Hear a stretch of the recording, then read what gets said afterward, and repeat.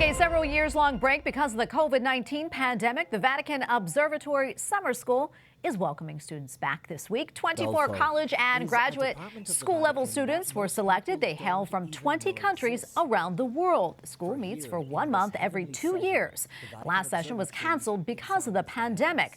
The program began back in 1986. Tuition is free, and travel and housing are also funded by donations from the Vatican Observatory Foundation.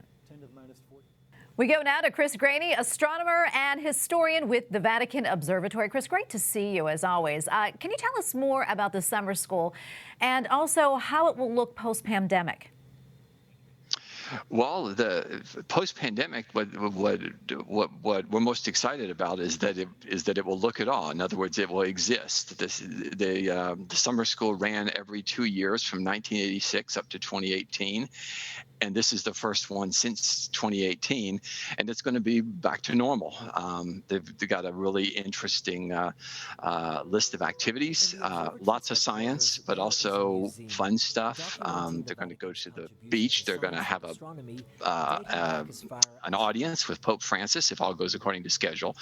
And they're going up to Florence to see the Galileo's house that he lived in and the Galileo Museum.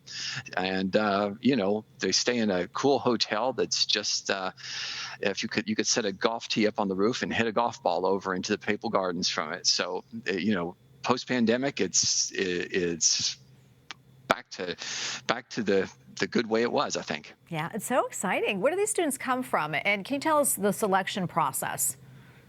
So there was roughly 200 applicants, and they are looked at, this is a group of aspiring professional astronomers. They are in college and graduate school to be an astronomer, and they look at them based on their interest in astronomy and their academic merit, and then only 2 people from each country are chosen, and so that just pulls out a group that's very international. There's a large group from Latin America, a fairly large group from Europe, and then others are scattered here and there from Asia and North America. It's quite a nice group. Yeah, and sounds like an incredible experience for all of them. I want to switch gears here slightly. We reported yesterday that it is the start of the Atlantic hurricane season, and the Vatican Observatory, I know, has just released some research in regards to that topic. What more can you tell us about that, Chris? Yeah, I can tell you a lot because I was part of that research. It's historical research. Brother Guy Consimano, who's the director of the observatory, and I just published a paper. It came out this week on the history of Jesuit scientists and what's called the Coriolis Effect. The Coriolis Effect is this turning motion of anything that moves on the surface of the Earth, and it is the origin of the rotation in weather patterns, including the rotation of a hurricane. And these Jesuit astronomers, they were investigating back at the time of Galileo in the 17th century, whether or not the Earth rotated. They were, that was a big topic. And they thought, no, it doesn't, because they envisioned if Earth rotated, there should be this effect, which we now call the Coriolis effect.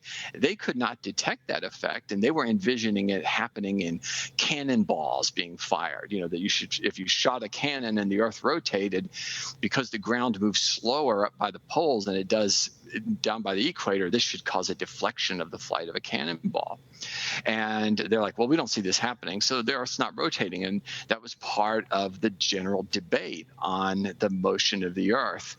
There's a Jesuit, Father Giovanni Battista Riccioli, who wrote a very large book, and on the frontispiece he has this image of mythological figures weighing the different models of the universe in a scale to see which one is better, and the Copernican system versus a system developed by a guy named Tycho Brahe. And Tycho wins in their weighing, in part because of this Coriolis effect that they envisioned. They were right, but they were wrong in that it actually does occur. So we're very excited about this research that just came out right in time for the Atlantic hurricane season. Well, Chris, always great speaking with you. Really appreciate it. Thank you so much. God bless. All right. Thanks for your interest in the observatory.